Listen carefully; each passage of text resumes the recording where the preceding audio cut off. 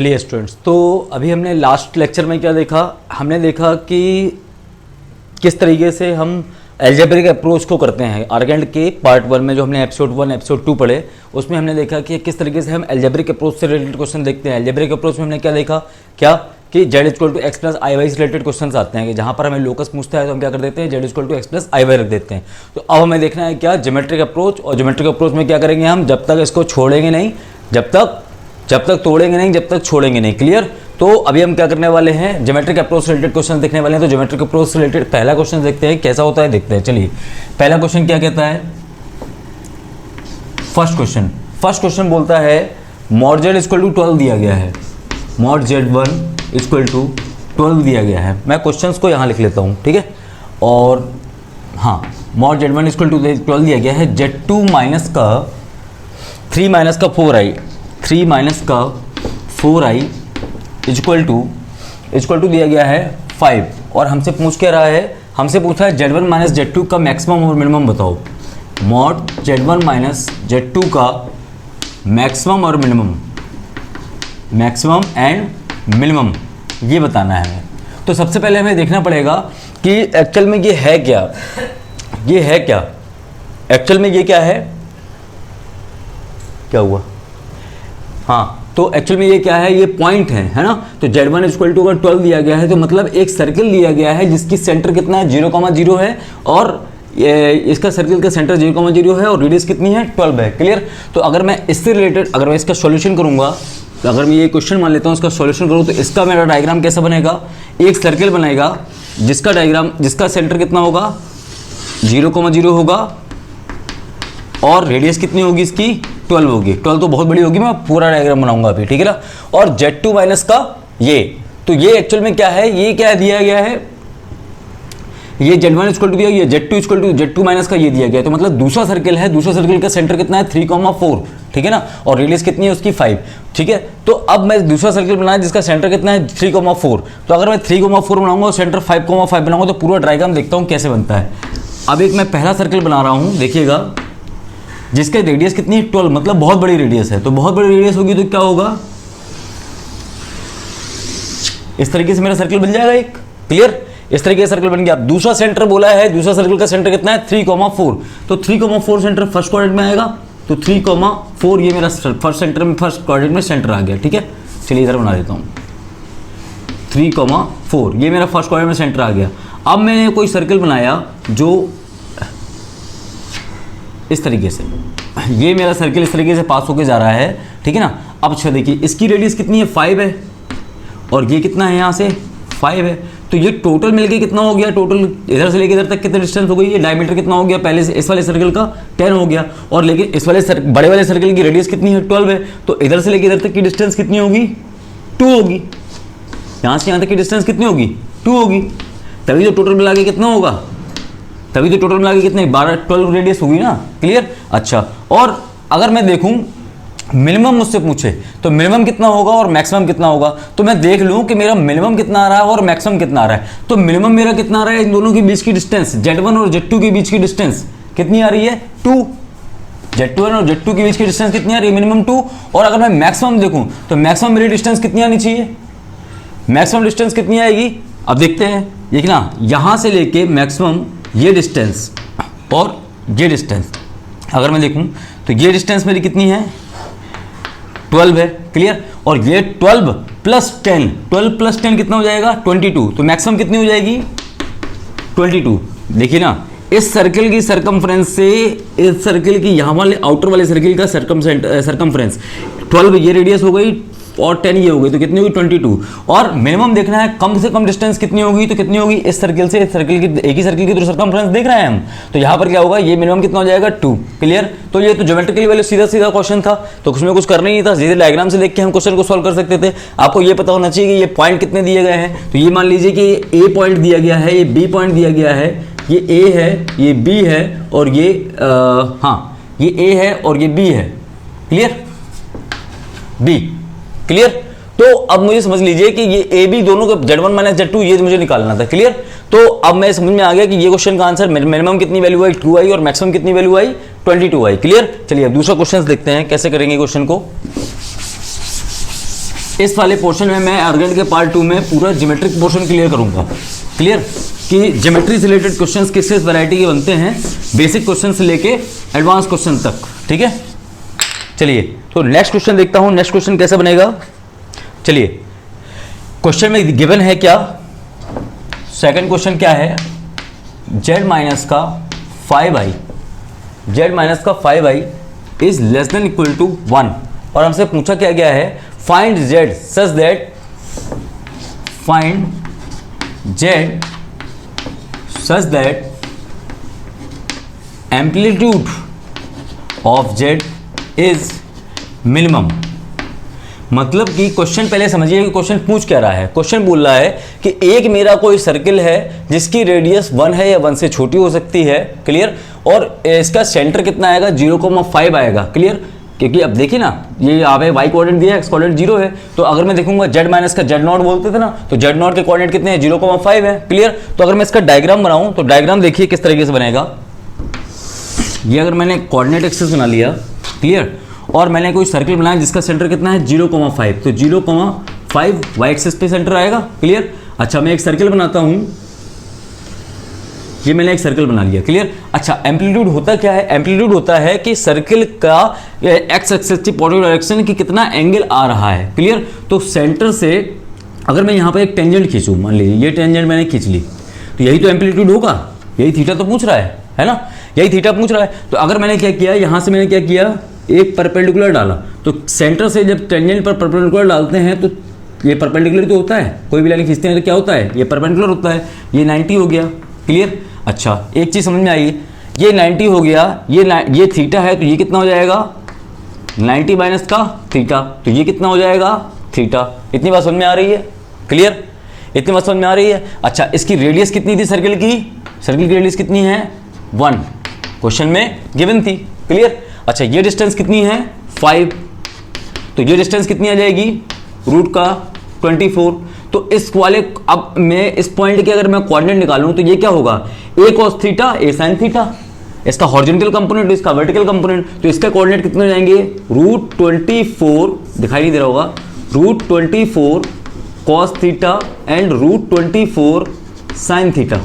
तो ये इसके पॉइंट के क्या आ गए, कोऑर्डिनेट आ गए। और हमसे पूछ क्या रहा था, एम्पलीट्यूड पूछ रहा था, तो एम्पलीट्यूड मैंने बताया था थीटा इक्वल टू क्या होता है, tan inverse y upon x, क्या होता है theta equal to tan inverse y upon x। तो इसके अगर कोऑर्डिनेट आ गए तो इसका एम्पलीट्यूड मिनिमम तो एम्पलीट्यूड है, तो मिनिमम के कोऑर्डिनेट कितने आएंगे, ये आएंगे, तो ये मेरा क्या हो गया, एक आंसर हो गया। क्लियर, समझ में आ गया, तो इसके कोऑर्डिनेट हमें समझ में आ गए। अब cos थीटा की वैल्यू क्या निकालना है, cos थीटा की वैल्यू यहाँ पर रख दीजिएगा, cos थीटा की वैल्यू इस ट्रायंगल में पाइथागोरस थ्योरम लगा के cos थीटा की वैल्यू निकालिए, sin थीटा की वैल्यू निकालिए और दोनों को रख दीजिए, तो इसके पॉइंट के एग्जैक्ट कोऑर्डिनेट आ जाएंगे। ठीक है ना, न्यूमेरिकल वैल्यू के कोऑर्डिनेट आ जाएंगे। क्लियर, न्यूमेरिकल वैल्यू में कोऑर्डिनेट आ जाएंगे, हमें मिनिमम, हमें इसकी मिनिमम वैल्यू मिल जाएगी। क्लियर, समझ में आया, ठीक है। चलिए बाकी क्वेश्चन सॉल्व नहीं कर रहा, मैं समझा रहा हूँ सिर्फ कि हाँ करना कैसा है। ठीक है, चलिए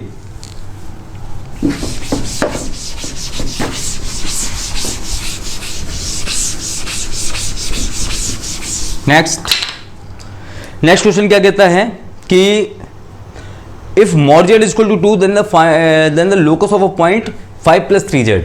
ठीक है, क्वेश्चन थर्ड नंबर बोला है if mod z equal to 2 then find the locus of 5 + 3z है, क्या है, हाँ 5 + 3z, 5 + 3z, ये कोई मेरा पॉइंट के कोऑर्डिनेट है। तो जिस तरीके से हम ज्योमेट्री में क्या करते हैं, किसी भी पॉइंट को क्या मान लेते हैं, h, k मान लेते हैं लोकस निकालने के लिए, उसी तरीके से हम इस पॉइंट को भी मान सकते हैं कुछ।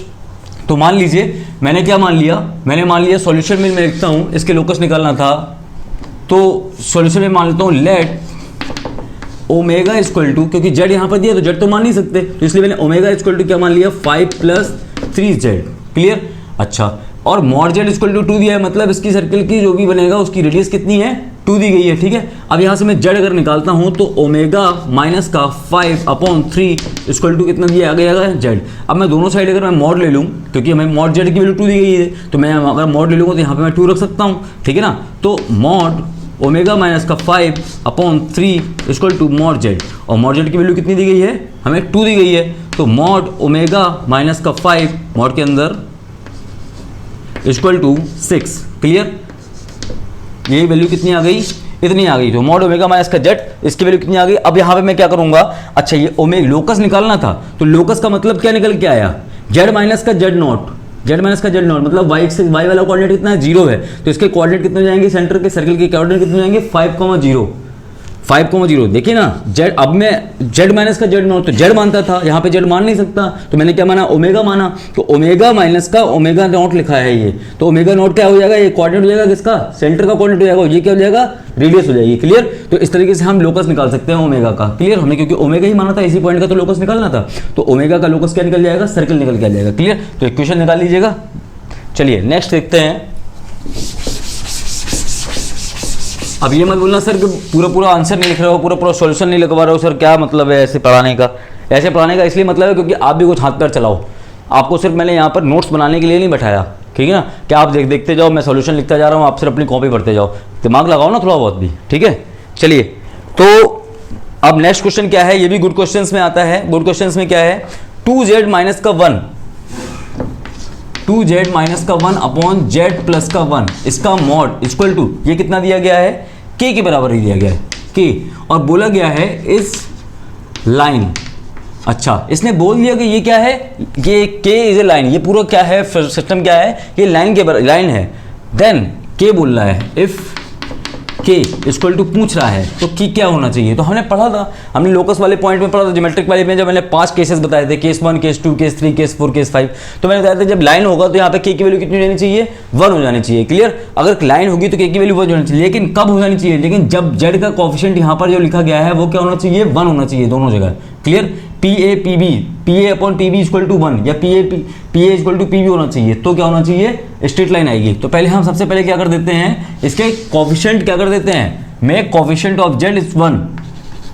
Make coefficient of z is 1। सबसे पहले में क्या करना पड़ेगा, हमें z के कोएफिशिएंट को क्या करना पड़ेगा, 1 करना पड़ेगा। क्लियर, तो हमने क्या किया, 2 मैंने बाहर निकाला, तो यहाँ कितना आएगा, 2 बाहर निकाला, तो यहाँ कितना बचा, z माइनस का 1/2 अपॉन में z प्लस का 1।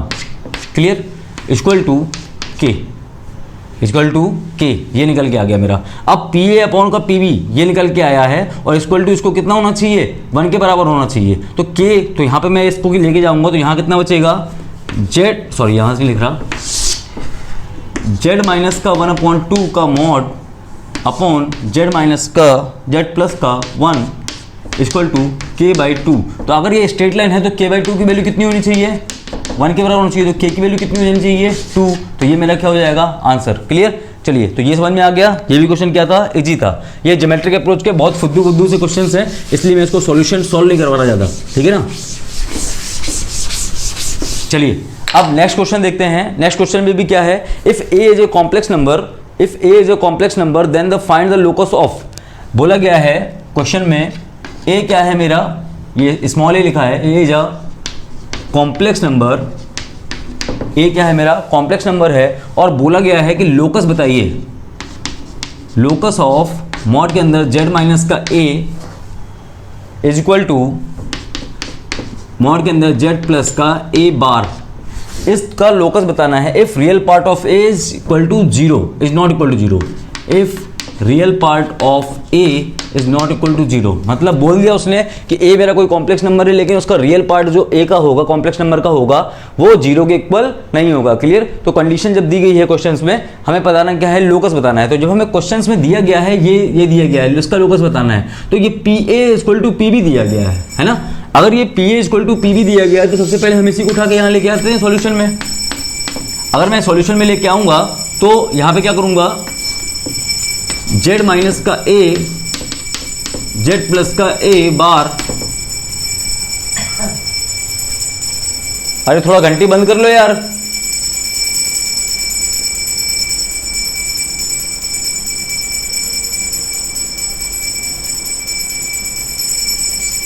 शिवम थोड़ा बजाना बंद कर लो, वैसे ही कर लो पूजा यार।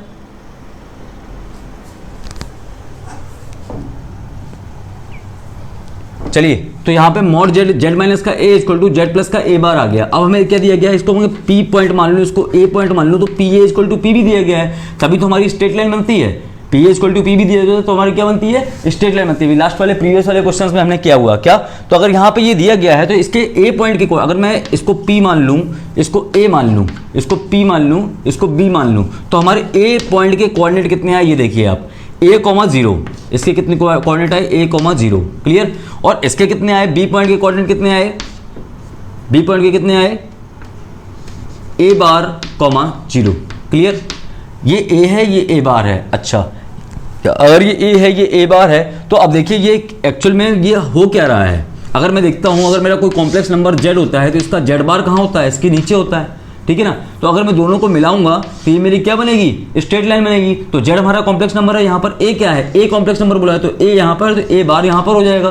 तो अब जब मैं दोनों को मिलाऊंगा तो दोनों को मिलाऊंगा तो क्या बन जाएगा, मुझे लोकस स्ट्रेट लाइन मिलेगी, क्लियर, समझ में आ गया। तो P A equal to P B हो रहा था, तो लोकस क्या हो जाएगा हमारा, स्ट्रेट लाइन आ जाएगा, क्लियर, समझ में आ गया। चलिए नेक्स्ट, सॉरी प्लस दिया था, प्लस ए बार दिया था, सॉरी प्लस ए बार दिया था हमें। चलिए यहाँ थोड़ी सी फॉल्ट हो रही है। चलिए तो जेड माइनस का ए दिया था, जेड प्लस का ए बार दिया है, ठीक है ना। तो हमें क्या करना है, ए पॉइंट के कोऑर्डिनेट है, अगर ए मैंने कोऑर्डिनेट लिखा है तो ये इसके कोऑर्डिनेट कितने हो जाएंगे, ए कॉमा, ए क्या है हमारा कॉम्प्लेक्स नंबर है, तो एक्स प्लस आई वाई, इसको मैंने मान लिया, ठीक है ना। और बी मान लिया, बी क्या है ए बार, जेड माइनस का जेड नॉट होता है, जेड माइनस का जेड नॉट, जेड माइनस का जेड वन है ना, तो माइनस होता है, तो यहाँ पर कितना हो जाएगा माइनस का ए बार, ये माइनस का ए बार होगा। तो माइनस का, पहले तो हम ए बार देख लेते, ए बार कितना होगा एक्स माइनस का आई वाई, और उसमें हमने क्या कर दिया, नेगेटिव कर दिया, तो माइनस का एक्स प्लस का वाई हो जाएगा, ठीक है ना। तो बी कोऑर्डिनेट कितना हो जाएगा, बी के कोऑर्डिनेट कितना हो जाएगा, माइनस एक्स कॉमा वाई, है ना, माइनस एक्स कॉमा वाई। तो इसके कोऑर्डिनेट कितने आ गए, एक्स कॉमा वाई, ए के कोऑर्डिनेट आ गए, और बी के कोऑर्डिनेट कितने आ जाएंगे, माइनस एक्स कॉमा वाई, कितने आ जाएंगे, minus x comma y, clear. तो अगर ए पॉइंट के कोऑर्डिनेट कितने हैं, एक्स कॉमा वाई, और इसके कोऑर्डिनेट कितने आ गए, ये सॉरी अगर मैं कोऑर्डिनेट बना रहा हूं, हाँ तो यहाँ गए, ये अगर मैं बी कोऑर्डिनेट लिख रहा हूं तो ये कितना होगा, minus x comma y, clear. और यहाँ पे ए कोऑर्डिनेट लिख रहा हूं तो यहाँ कितना होगा, एक्स कॉमा वाई, क्लियर। तो अब मैं दोनों को मिलाऊंगा तो ये मेरी क्या बन जाएगी, ये एक स्ट्रेट लाइन बनेगी, क्लियर। तो हमारी क्या बन गई, ये स्ट्रेट लाइन बन गई, तो लोकस का क्या आ जाएगा, स्ट्रेट लाइन, क्लियर। चलिए नेक्स्ट क्वेश्चन देखते हैं।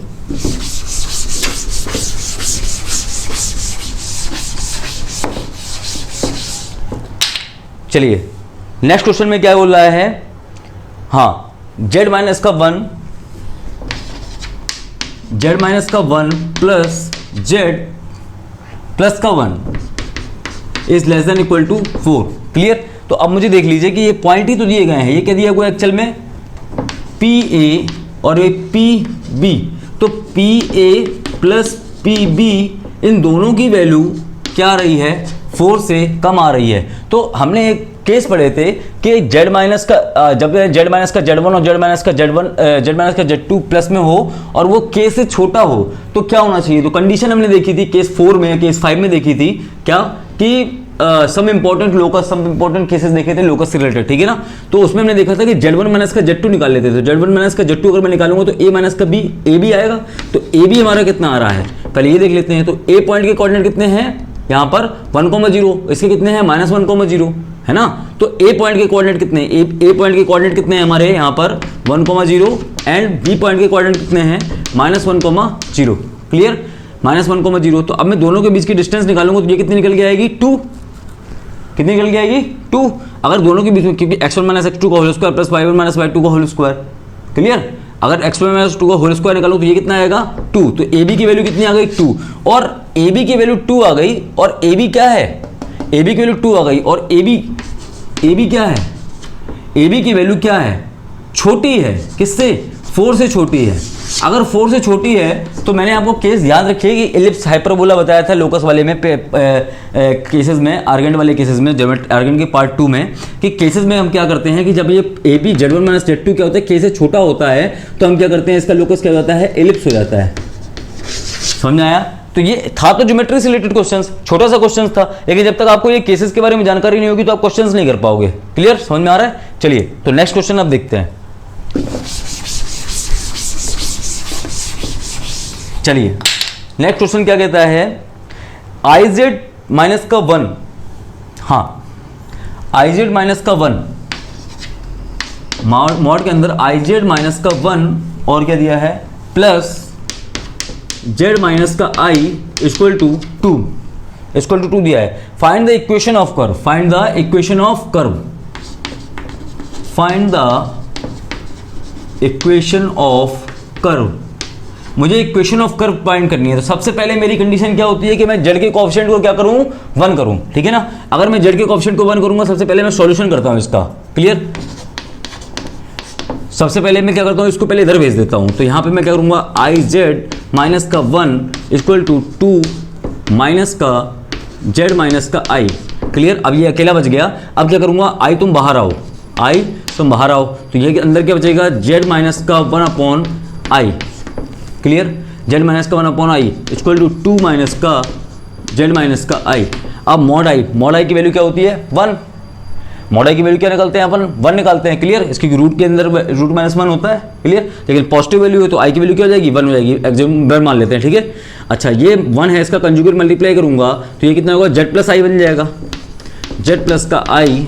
और अब मैं इसको लेके आऊँगा प्लस जेड माइनस का आई इक्वल टू 2।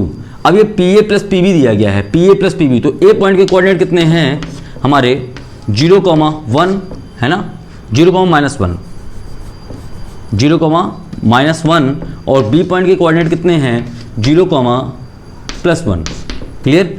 ए पॉइंट के कोऑर्डिनेट कितने हैं 0,-1 और बी पॉइंट के कोऑर्डिनेट कितने हैं 0,1, क्लियर। अच्छा अब मुझे यहाँ पे भी देखना पड़ेगा कि ए बी की वैल्यू निकालूंगा तो क्या निकल के आएगी, x1 माइनस x2 का whole square plus y1 minus y2 का होल स्क्वायर। तो यहाँ पर भी कितना आएगा 2, तो ए बी की वैल्यू कितनी आ जाएगी मेरी 2। और ये ए बी की वैल्यू किसके बराबर है, k के बराबर है। ए बी की वैल्यू किसके बराबर है, k के बराबर है। तो इसके जब k के बराबर होती है तो हम क्या करते हैं, ये स्ट्रेट लाइन आती है। कैसे, देखिए एक वैल्यू दी गई है हमें, ये कोऑर्डिनेट मैंने बनाया तो ये 0,1 कहाँ पर होगा, यहाँ पे होगा 0,1, क्लियर। 0,-1 कहाँ पर होगा, यहाँ पे होगा। अब देखिए ये दोनों को लाइनों को मिलाने वाली ये क्या बन रही है, स्ट्रेट लाइन बन रही है ना। ये जो लाइन बन रही है वो स्ट्रेट लाइन बन रही है। तो ये क्या हो जाएगी, इक्वेशन स्ट्रेट लाइन क्या हो जाएगी, इक्वेशन ऑफ कर्व। ये जो कर्व की इक्वेशन पूछ रहा था तो ये कर्व की इक्वेशन क्या हो जाएगी, स्ट्रेट लाइन हो जाएगी, क्लियर। तो इतनी बात समझ में आ गई, ठीक है ना, ज़्यादा फास्ट तो नहीं बढ़ रहे हैं, क्लियर। चलिए नेक्स्ट क्वेश्चन, क्योंकि मुझे सारी वैरायटी भी कंप्लीट करनी है ना। और अभी देखिए आप आर्गेंड के पार्ट 1 में एपिसोड 1, एपिसोड 2, एपिसोड 3 भी बनेगा अभी, ठीक है ना। अभी एपिसोड 1 एपिसोड 2 डुला है, एपिसोड 3 में भी काम चल रहा है, एपिसोड 3 भी आएगा, आयोटा का भी पार्ट 3 आएगा, क्लियर। तो धीरे धीरे जैसे जैसे आपका ये नहीं हो कि आपको नहीं हम पार्ट 3 के चक्कर में वेट करके हम आगे का पोर्शन नहीं डाल रहे हैं, तो पार्ट 3 भी आएगा। तो पार्ट 3 भी जब आएगा तब आप देख लीजिएगा, जब तक पार्ट 2 से काम चलाइए, क्लियर। चलिए नेक्स्ट क्वेश्चन क्या है, गुड क्वेश्चन है। इसको हम 3 तरीके से कर सकते हैं क्वेश्चन को, ठीक है ना। An equilateral triangle ABC is inscribed in a circle. Question बोला गया है an equilateral triangle is inscribed in a circle, an equilateral triangle is inscribed in a circle। Circle कौन सा है, mod z equal to 2, clear. ये मुझे क्या दिया गया है, सर्कल दिया गया है, क्लियर। चलिए और if a equal to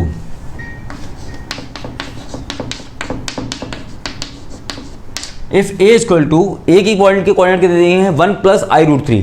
find the other vertices. चलिए तो ए पॉइंट के कोऑर्डिनेट कितने दिए 1 + i√3। Find the other vertices. हमें इसके अदर वर्टिसेस फाइंड करने हैं, क्लियर। तो पहला तरीका देख लेते हैं हम by complex number, by M1 method देख लेते हैं, बाय कॉम्प्लेक्स नंबर। तो अब देख लीजिए एक सर्कल दिया गया था हमें, क्या mod z इक्वल टू 2 है ना, और उसमें इसकी रेडियस कितनी 2 है। अगर इसका पॉइंट A कितना है, Z है, ठीक है ना। तो सेकंड इक्विलेटरल ट्रायंगल का पॉइंट कितना हो जाएगा, ω²z पढ़ा हुआ है, और इसका कितना हो जाएगा ω z। तो ये तो बताने की जरूरत है ही नहीं, ये तो बताने की जरूरत है ही नहीं, प्रीवियस क्लास अगर आपसे रेगुलर देखते आ रहे हो तो ये तो आपको समझ में आना चाहिए क्या, कि ए पॉइंट के कोऑर्डिनेट अगर जेड है, दूसरे पॉइंट के कोऑर्डिनेट ओमेगा स्क्वायर जेड होंगे कि नहीं होंगे। ओमेगा की वैल्यू क्या होती है 1/2 प्लस माइनस i√3/2 बताई थी। अब इसका स्क्वायरिंग करेंगे तो वैल्यू इसके बराबर आएगी, इसके बराबर आएगी। ये दोनों देखिए, इसका स्क्वायरिंग कर दिया, इसका इसमें स्क्वायरिंग नहीं किया, तो ये क्या हो गया, बाई कॉम्प्लेक्स नंबर हमें तीनों पॉइंट्स के कोऑर्डिनेट पता चल गए। क्लियर। अगर एग्जाम में इस तरह के क्वेश्चन आएंगे तो आपको थोड़े बहुत तो बेसिक बैकअप में नॉलेज होनी चाहिए, तभी तो आप तुरंत टिक मार पाओगे, वरना आप सॉल्यूशन करने के लिए बैठ जाओगे, ठीक है ना, तो फिर टाइम लगाओगे उसी चीज करने में। तो हमारा प्रैक्टिस करने का मतलब क्या रहा फिर, ठीक है ना, जब हम प्रैक्टिस का बेनिफिट अगर हम एग्जाम टाइम पे ना निकाल पाए। चलिए दूसरा क्वेश्चन क्या है, दूसरा मेथड क्या है, बाय ज्योमेट्री।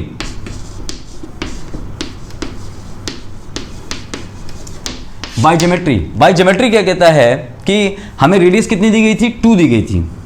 हाँ, रेडियस कितनी दी गई है, रेडियस हमें कितनी दी गई है, 2 दी गई थी, ठीक है। रेडियस हमारी 2 दी गई है और पहला पॉइंट के कोऑर्डिनेट कितने हैं 1,√3।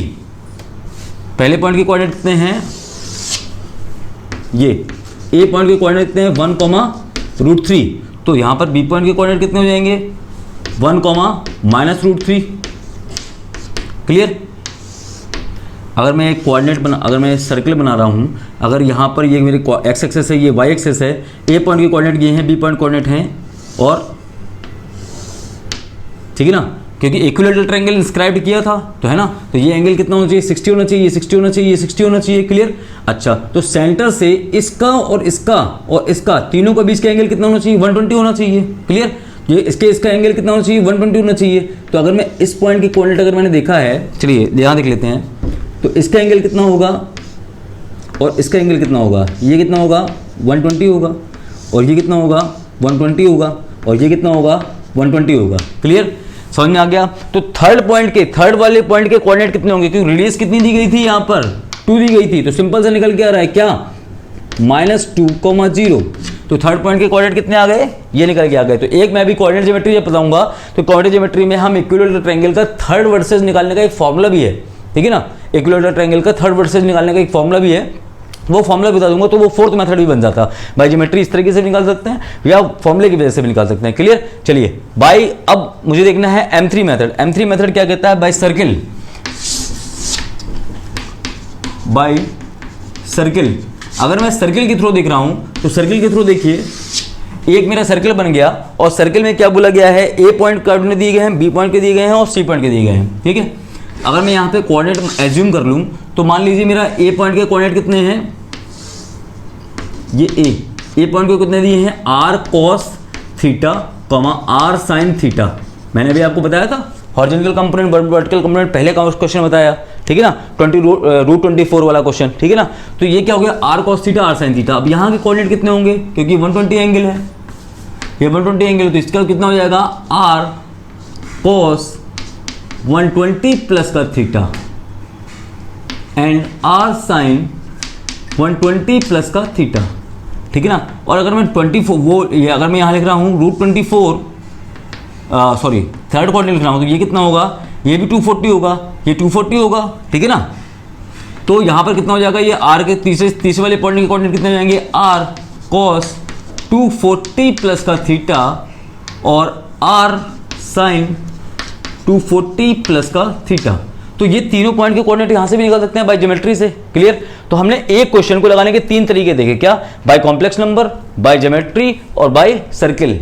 ज्योमेट्री का ही पोर्शन है सर्किल, लेकिन ठीक है ना, चैप्टर जब हम सर्किल पढ़ते हैं तो हम सर्किल के हिसाब से सोचते हैं, जब हम स्ट्रेट लाइन पढ़ते हैं या पॉइंट पढ़ते हैं तो हम उसके हिसाब से सोचते हैं, जब हम 9th 10th में पढ़ते हैं ज्योमेट्री के हिसाब से तो फिर हम 9th 10th में ज्योमेट्री पढ़ते हैं, क्योंकि वहां पर हम डिटेल में नहीं पढ़ते हैं। तो हर तरीके से क्वेश्चन सॉल्व हो सकता है। क्लियर। चलिए नेक्स्ट क्वेश्चन देखते हैं, हो गया। चलिए अब हमें पढ़ना है क्या, एक एसबीओ तमंचा। एसबीओ तमंचा कॉन्सेप्ट है, एक कॉन्सेप्ट क्या है, एक जो छूट गया था मुझे थ्योरी के पार्ट में, सुपरविजन में पढ़ाने में छूट गया था, तो वो शॉर्ट ट्रिक है कुछ, तो वो शॉर्ट ट्रिक मैं यहाँ पर डिस्कस कर रहा हूँ, वो थोड़ा देख लीजिएगा। क्या कि एसबीओ तमंचा क्या कहता है, एसबीओ तमंचा, एसबीओ तमंचा मतलब मेरा तमंचा। क्या, तो एसबीओ तमंचा कहता है कि अगर मैं किसी भी लाइन में अगर 2 पॉइंट को शो करता हूं Z1 और Z2 और यहां पर कोई Z है, तो आपको पता है कि दोनों के जो Z माइनस का Z1 और Z2 माइनस Z1 दोनों की स्लोप क्या होंगी, बराबर होंगी। अब देखिए ना, z माइनस का z1 और इसका आर्गुमेंट ऑफ z2 माइनस का z1, इन दोनों की स्लोप क्या होंगी? स्लोप बराबर होंगी। क्या होंगी? स्लोप दोनों की बराबर होंगी। अगर स्लोप बराबर हैं तो मैंने क्या किया, आर्गुमेंट को इधर लेके आया, आर्गुमेंट ऑफ z माइनस का z1 माइनस का आर्गुमेंट ऑफ z2 माइनस का z1 इक्वल टू 0 बोल सकता हूं। और आर्गुमेंट की प्रॉपर्टी क्या होती है कि आर्गुमेंट ऑफ z1 माइनस का आर्गुमेंट ऑफ z2 क्या होता है? Argument of z1 upon z2, log जैसा होता है कि log a minus log b क्या होगा? log a upon b। Clear? चलिए, तो अब मैं इसको लिख सकता हूं, आर्गुमेंट ऑफ z माइनस का z1 अपॉन z2 माइनस का z1 इक्वल टू 0। अगर ये लिखा है आर्गुमेंट ऑफ z माइनस का z1 अपॉन z2 माइनस का z1 इक्वल टू 0, इसका मतलब ये शो कर रहा है कि मैं क्या हूं? प्योरली रियल हूं। मैं क्या हूं? प्योरली रियल हूं। Purely real. अब ये मत पूछना कि प्योरली रियल सर कैसे कह रहे हो, पीछे के लेक्चर समझते हुए आए होगे तो समझ में आएगा प्योरली रियल क्यों बोल रहा हूं। आर्गुमेंट वाला पोर्शन देखो। क्लियर? चलिए, अगर आर्गुमेंट ऑफ ये प्योरली रियल है तो मैं बोल सकता हूं कि z इक्वल टू z बार हो जाता है। तो अगर z इक्वल टू, अगर मैं इसको पूरे को कैपिटल Z मान लूं तो ये कैपिटल Z माइनस का z1 अपॉन z2 माइनस का z1, इसका ये किसके बराबर हो जाएगा? z माइनस का z1 अपॉन z2 माइनस का z1, इस पूरे के बार के बराबर हो जाएगा। बार के बराबर, तो बार लगेगा तो अपॉन में पूरे में लग जाएगा। क्लियर? ये किसके बराबर हो जाएगा? इसके पूरे के बार के बराबर में हो जाएगा। क्लियर? कंजुगेट के बराबर में हो जाएगा। तो ये क्या है? ये एसबीओ तमंचा है। एसबीओ तमंचा क्या कहता है कि इस तरीके से जब भी केस आए तो ये किसके बराबर कर देना, आप इसके बराबर कर देना। तो ये भी एक रिजल्ट आ गया, स्टैंडर्ड रिजल्ट ये भी है, स्टैंडर्ड रिजल्ट, कि जो आप हमें एग्जाम में बीच में अगर क्वेश्चंस में आ जाए तो आप समझ लीजिए कि हाँ, अगर दोनों की स्लोप बराबर हो तो हम ये बराबर इसके रख सकते हैं। क्लियर? चलिए, तो ये दिमाग में रखिएगा और उसको नोट्स में रख लीजिएगा सुपरपोजिशन जंक्शन वाली कॉपी में। ठीक है? चलिए, अब देखना है हमें ट्रायंगुलर इनइक्वालिटी के बारे में। ट्रायंगुलर इनइक्वालिटी बताया था मैंने क्या? ट्रायंगुलर इनइक्वालिटी सुपरपोजिशन जंक्शन वाले वीडियोज में पढ़ाया था क्या? ट्रायंगुलर इनइक्वालिटी देख लेते हैं, शायद मुझे लगता है मुझे नहीं पढ़ाया है, तो ट्रायंगुलर इनइक्वालिटी के बारे में देख लेते हैं क्या है। ट्रायंगुलर इनइक्वालिटी, ट्रायंगुलर इनइक्वालिटी क्या है कि यहां पर लिखा है z1 का मॉड माइनस का z2 का mod is less than equal to z1 plus minus z2 is less than equal to z1 plus minus z2। Clear? तो ये क्या है? हमारी ट्रायंगुलर इनइक्वालिटी है। ठीक है ना? जब भी हमें इसको सॉल्व करना होगा तो हम पहले इतने वाले पोर्शन को सॉल्व कर लेते हैं, फिर इंटरसेक्शन इतने वाले पोर्शन को सॉल्व कर लेते हैं और फाइनल मिला के रिजल्ट निकाल देते हैं। क्लियर? तो ये हो गया हमारा ट्रायंगुलर इनइक्वालिटी। लेकिन इसी पे एक स्टैंडर्ड रिजल्ट बनता है। एक स्टैंडर्ड रिजल्ट देख लेते हैं कैसा बनता है स्टैंडर्ड रिजल्ट। ये भी स्टैंडर्ड रिजल्ट है। यहाँ पर मैं 3 स्टैंडर्ड चीजें बता रहा हूँ। Standard result, standard result, standard result क्या कहता है कि अगर आपको दिया गया है if z plus minus B upon A equal to B upon Z equal to A, ये दिया गया है। ठीक है ना? तो हमें करना क्या है? तो हमें अगर मुझे निकालना हो z मैक्स, मॉड z का मैक्सिमम वैल्यू निकालनी हो, मॉड z की अगर मैक्सिमम वैल्यू निकालनी हो तो कैसे निकालेंगे? रूट के अंदर a square plus 4b minus का a अपॉन 2। क्लियर? और अगर मुझे यहाँ पे प्लस है, अगर मिनिमम निकालना हो z1 मिनिमम, z मिनिमम निकालना हो, z1 नहीं, z मिनिमम निकालना हो तो यहाँ पर मैं क्या कर दूंगा? a square plus 4b minus का a हो जाएगा अपॉन का 2। तो ये चीज़ स्टैंडर्ड रिजल्ट था क्या, जो हमें जानकारी होनी चाहिए कि कभी भी हमें कंडीशन में क्वेश्चन में अगर ये देते कि z plus minus B upon z का मॉड इक्वल टू ए दिया गया है तो आप हमें z की मैक्सिमम वैल्यू बताइए, तो आप डायरेक्ट इसको रख दीजिएगा और z मिनिमम निकालना है तो इसको रख दीजिएगा। क्लियर? चलिए, तो ये हो गया क्या हमारा स्टैंडर्ड रिजल्ट हो गया। अब हम बढ़ते हैं क्वेश्चंस की तरफ। क्लियर? क्योंकि ये जो कोटा कानपुर जंक्शन का वीडियो है, चैनल है, इसमें हम न्यूमेरिकल को देख रहे हैं, कॉन्सेप्ट को नहीं देख रहे हैं। लेकिन चीज़ें छूट गई थी आर्गेंट में, थ्योरी वाले पार्ट में, तो मैंने यहाँ पर कंप्लीट कर दिया, वहाँ पर भी मैं कंप्लीट करा दूंगा। चलिए अब एक नया क्वेश्चन देखते हैं। क्या मॉड के अंदर दिया गया है हमें z माइनस का 3 प्लस का 4i is equal to 10, equal to क्या दिया गया है हमें 10 दिया गया है, और हमसे पूछ रहा है z प्लस का then the point is equal to 10 दिया गया है, सही से दिख नहीं रहा है क्या, 10 देन द पॉइंट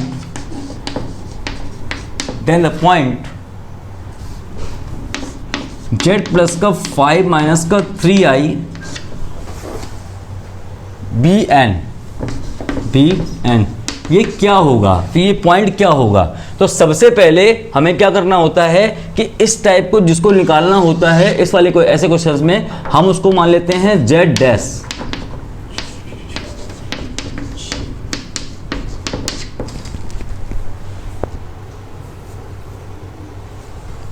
चलिए तो हमने क्या किया, z डैश इसको मान लिया equal to, z dash equal to क्या माना, z प्लस का 5 माइनस का 3i, जिसको हमें बताना है। तो एक्चुअल में इस टाइप के क्वेश्चंस में करते क्या है, जो हमें गिवन दिया गया होता है उसमें हमें इस पॉइंट को हमें सेट करना होता है। क्या करना होता है, सेट करना होता है। तो हम किस तरीके से सेट करें, हमें क्या दिया गया था, z माइनस का 3 प्लस का 4i, तो हमें इसको पहले उसमें एंटर कर देना है, क्या 5 प्लस माइनस का 3i एंटर कर देना है कि हमारा ये निकल के आ जाए। क्लियर। तो z प्लस का 5 प्लस 5 माइनस का 3i, आप इस तरीके से सेट कीजिए, इस तरीके से सेट कीजिए कि हमारा टोटल ऐड मतलब सॉल्व करने पर हमारा क्या आ जाए, ये निकल के आना चाहिए। क्लियर, समझ में आया। अगर अच्छा 5 माइनस का 3i आया, 3i आया, ठीक है। अगर ये प्लस का 5 है तो मुझे क्या करना पड़ेगा, माइनस का 5 भी करना पड़ेगा। समझ में आ रहा है, माइनस का 5 करना पड़ेगा। क्लियर। और हाँ माइनस का 3 है तो प्लस का 3 करना पड़ेगा। क्लियर, इतना मैंने सेट कर लिया, और जो लिखा था उसको लिख देता हूं, माइनस का 3 प्लस का 4i। क्लियर। तो अब देखता हूं मैं कि मेरा बन क्या रहा है, ये मेरा क्या बन गया, जो मुझे निकालना था। अब देखना आप, ये मुझे निकालना क्या था, ये चीज, यही चीज तो निकालनी थी, तो इसको मैं मान लेता हूं क्या, z डैश मैंने माना था। अब यहां पे देखिए माइनस का 5 माइनस का 3 कितना हुआ, माइनस का 5 माइनस का 3 कितना हुआ, माइनस का 8, और 4 माइनस प्लस का 3 कितना हुआ, प्लस का 7i। क्लियर, इतनी बात समझ में आ गई। चलिए अब मुझे निकालना था ये, यही तो निकालना है। इक्वल टू ये कितना दिया गया, मुझे 10 दिया गया है। मतलब कि मेरा एक सर्किल है, ये सर्किल, ये पॉइंट क्या बता रहा है, ये जेड डैश क्या बता रहा है कि एक सर्किल है जिस जेड माइनस का जेड नोट लिखा है, ये इक्वल टू आर लिखा है। क्लियर। तो अगर ये क्या है, सेंटर है, और ये क्या है, रेडियस है, और जेड डैश क्या हो गया मेरा, जेड डैश क्या हो गया, जो पॉइंट हमें निकालना था उसी का तो लोकस निकालना था, इसी के बारे में तो बताना है। तो जेड डैश के बारे में तो बता रहे हैं। तो जेड डैश का मतलब क्या है कि ये कोई सेंटर हो जाएगा जिसका सेंटर कितना हो जाएगा, ये कोई सर्किल हो जाएगा जिसका सेंटर कितना हो जाएगा, सेल का सेंटर कितना हो जाएगा, जेड माइनस का जेड नोट लिखते हैं ना, तो यहाँ पे कितना हो जाएगा 8, -7, और रेडियस कितनी हो जाएगी, ये रेडियस कितनी हो जाएगी 10, क्योंकि हमने आरएचएस में तो कुछ किया ही नहीं, आरएचएस में हमने कुछ ऐड और सब्ट्रैक्ट थोड़ी ना किया है ना, एलएचएस में किया तो एलएचएस में जितना ऐड किया उतना सब्ट्रैक्ट कर दिया। तो रेडियस सेंटर कितना निकल गया है 8, किसका, इस वाले का, इस वाले के बारे में बात कर रहा हूं, ठीक है ना। और रेडियस कितनी निकल जाएगी 10। क्लियर। तो इतनी बात समझ में आ गई। तो इस तरह के क्वेश्चंस को हमें कैसे सेट करना पड़ता है, जो पूछ रहा है उसको उसी जो गिवन है उसमें सेट कर दो। क्लियर। चलिए नेक्स्ट क्वेश्चन, इसी टाइप का क्वेश्चन है, इस टाइप का क्वेश्चन देखते हैं कैसे करते हैं आप। चलिए यहां पे लिख दूं क्या, हाँ नेक्स्ट क्वेश्चन क्या है, मॉड जेड इक्वल टू 5 दिया है, mod z equal to 5 question में दिया गया है, और आपसे पूछ रहा है then the point -2 + 3z, then point -2 + 3z bn, ये क्या होगा, ये क्या होगा bn, ये बताना है हमें। क्लियर। चलिए तो इसका सॉल्यूशन अगर मैं देखूं तो मैं जो निकालना है उसको मैं क्या मान लेता हूं, जेड डैश मान लेता हूं, z dash equal to -2 + 3z। Clear. अच्छा अब ये देखिए कि मुझे गिवन क्या था, मॉड जेड इक्वल टू 5 दिया था, सिर्फ मुझे क्या दिया है, मॉड जेड इक्वल टू 5 दिया गया है, और इसका सेंटर कितना है 0, जीरो, हाँ, जिसका सेंटर कितना है 0,0 है। क्लियर। तो सबसे पहले मुझे इस पे, तो यहाँ पर हमने ये कुछ, हमें जो पॉइंट निकालना है, हमने क्या मान लिया उसको जेड बार मान लिया, जेड डैश मान लिया, -2 प्लस का 3z। अब मुझे क्या करना है, मुझे देखना है कि मैं गिवन क्या है, मुझे जेड के फॉर्म में गिवन है, मुझे इसमें आयोटा के फॉर्म में थोड़ी ना पॉइंट दिया गया था। तो मैं क्या करूँगा, मैंने मल्टीप्लाई कर दूंगा दोनों साइड में 3 का, तो 3 का मल्टीप्लाई करूँगा तो 3z का मॉड इक्वल टू कितना जाएगा, 15 आ जाएगा। क्लियर।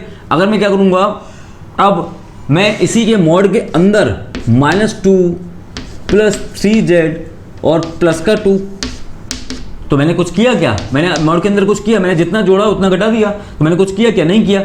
ये क्या बन गया मेरा, z dash plus 2 equal to 15। तो एक मेरा सर्कल बना जिसका सेंटर कितना है 2,0 -2,0 और रेडियस कितनी है 15। तो सेंटर कितना आ जाएगा यहाँ इसका -2,0 और रेडियस कितनी आ जाएगी 15। तो ये समझ में आ गया, ये क्वेश्चन हो गया। क्लियर। चलिए अब नेक्स्ट क्वेश्चन देखते हैं। एक ही टाइप के क्वेश्चंस थे, कुछ थोड़ा सा डिफरेंट था ये वाला। तो कुछ क्वेश्चंस में हमें क्या करना पड़ता है, जो पॉइंट दिया जाता है उसको हमें सेट भी करना पड़ता है। क्लियर। कि हम किस तरीके से पहुंचे अपने एग्जैक्ट आंसर पर। क्लियर। चलिए नेक्स्ट, ये क्वेश्चन आप करके दिखाओगे क्या, ये क्वेश्चन आप करके दिखाओगे। नेक्स्ट क्वेश्चन होमवर्क जंक्शन है क्या, होमवर्क जंक्शन। होमवर्क जंक्शन में क्वेश्चन क्या है, z माइनस का 2 इक्वल टू 7। क्लियर। और देन हमें निकालना क्या है, देन z डैश के पॉइंट के कोऑर्डिनेट कितने दिए गए हैं, 3 माइनस का 2z प्लस का i, हाँ bn। ध्यान रखिएगा कि z का कोएफिशिएंट हमेशा 1 होता है, ठीक है ना, जब इक्वेशन निकालते हैं तो ध्यान, इसको क्वेश्चन वो करना है आपको, ये होमवर्क है। क्लियर। चलिए अब नेक्स्ट क्वेश्चन देखें। हाँ नेक्स्ट क्वेश्चन देख लेते हैं।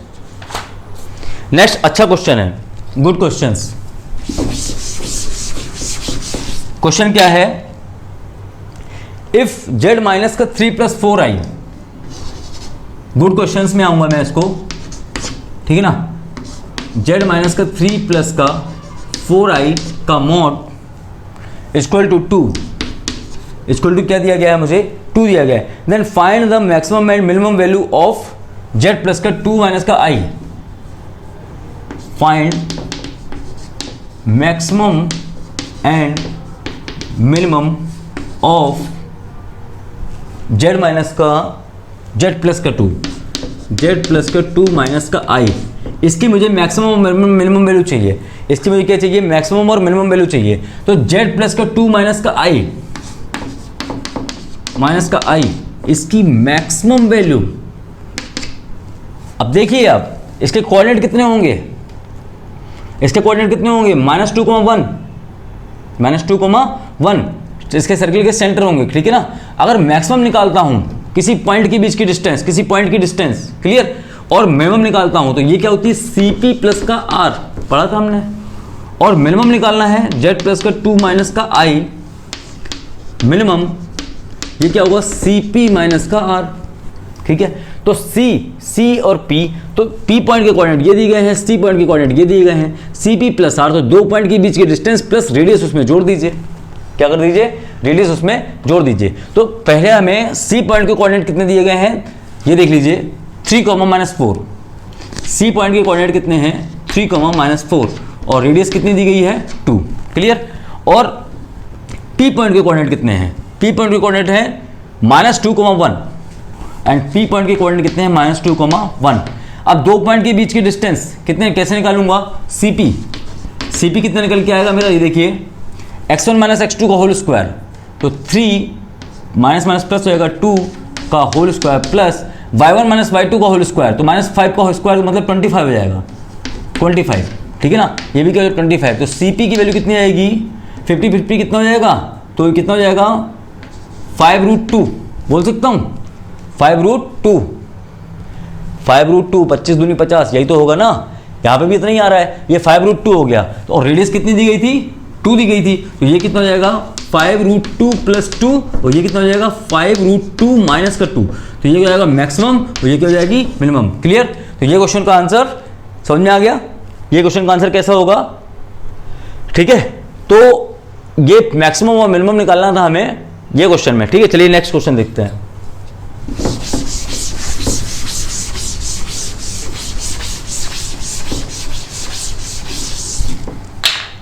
नेक्स्ट क्वेश्चन क्या है?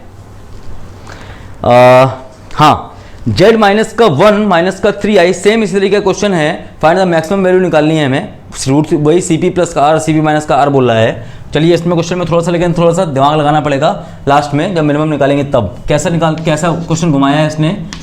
z माइनस का 1 माइनस का 3i माइनस का 3i इज इक्वल टू नहीं, is less than equal to 10, is less than equal to 10, then find the maximum और मिनिमम। फाइंड किसका मैक्सिमम निकालना है? z plus 2 minus i, z plus 2 minus i, इसका maximum and minimum. ये maximum और minimum ये दोनों निकालने हैं हमें। किसके? इसके। तो मैक्सिमम क्या होगा? cp प्लस r, और मिनिमम क्या होगा? cp माइनस का r। तो पहले ये देख लेते हैं एग्जैक्ट लोकेशन कि इसका डायग्राम, पिछले वाले क्वेश्चन में भी डायग्राम बनाने की जरूरत थी, उसमें भी बना सकते हैं। ठीक है ना? तो इसके पॉइंट के कोऑर्डिनेट कितने आएंगे? इसके पॉइंट के कोऑर्डिनेट कितने आएंगे? z माइनस का z नॉट, अगर माइनस हो तो 1,3, तो इसके c के पॉइंट कितने आ जाएंगे? c पॉइंट के कोऑर्डिनेट कितने आएंगे? 1,3, और p पॉइंट के कोऑर्डिनेट कितने आ जाएंगे? -2,1, -2,1। क्लियर? अच्छा, cp, तो मैं पहले मैक्सिमम देख लूं। मैक्सिमम कितना होगा? cp plus r। तो पहले हम देख लें कि 1,3 पॉइंट होगा कहां पर? 1,3 c पॉइंट है ना, फर्स्ट क्वाड्रेंट में होगा। तो इसका 1,3, तो इसका सेट, अगर ये सर्किल है और रेडियस कितनी है इसकी? 10 से छोटी, तो रेडियस क्या होगी? बहुत बड़ा सर्किल हो गया ये बड़ा सर्किल हो गया। क्लियर? ये सर्किल क्या हो गया?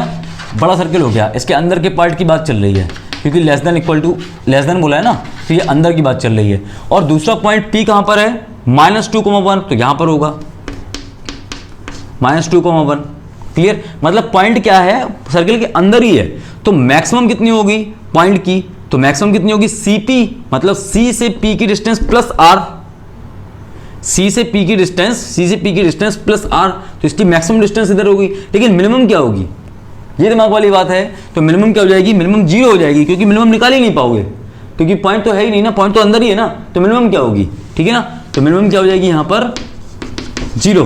क्लियर? और इसकी वैल्यू cp की वैल्यू क्या है? 2 पॉइंट के बीच की डिस्टेंस प्लस रेडियस कितनी है? 10। जोड़ देना, आंसर आ जाएगा। आंसर बता रहा हूँ कितना आ रहा है इसका। हाँ, √13, cp की वैल्यू √13 आ रही है, प्लस का 10, और रेडियस मिनिमम कितनी वैल्यू आ रही है? 0। तो ये चीज़ ध्यान रखने वाली बात है कि अंदर वाले पार्ट में बच्चे गलतियां कर देते हैं। क्या कि अंदर पॉइंट दिया गया है तब भी हम मिनिमम वैल्यू ठोक देते हैं। ठीक है ना? वहीं आंसर गलत हो जाता है और एग्जामिनर आपके 0 नंबर ठोक देता है। क्लियर? चलिए, अब इसी पे डिपेंडेंट में 2-3 क्वेश्चंस हैं होमवर्क के लिए, वो मैं लिख रहा हूँ, वो आपको करना है। सबके आंसर बता दूंगा, परेशान मत हो। ठीक है? और पीछे वाला जो क्वेश्चन था जो मैंने होमवर्क के लिए दिया था, उसका सेंटर कितना दिया था? -1,1, और रेडियस कितनी आ रही थी? 14। क्लियर? जो होमवर्क जंक्शन दिया था। नेक्स्ट क्वेश्चन होमवर्क जंक्शन में लिख लीजिए कितना है। होमवर्क जंक्शन में कितना, कौन सा है?